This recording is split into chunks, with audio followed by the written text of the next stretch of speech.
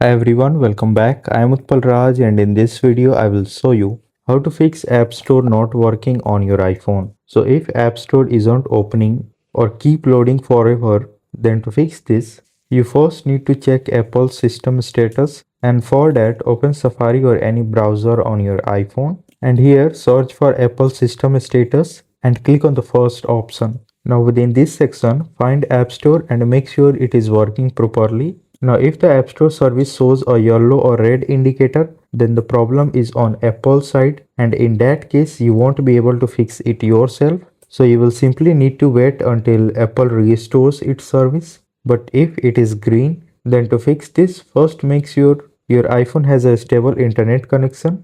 And after checking this, again open App Store and try downloading app from it. And if the internet connection is not working properly, then fix it and try again. The other thing you can try is restarting your iPhone. So if everything looks fine but the App Store is still isn't opening or not working properly, then restart your iPhone once. And in most cases, one of these three solutions fix the issue. So if this video helped you in any way, make sure to like it, share it and subscribe to this channel. Thanks for watching.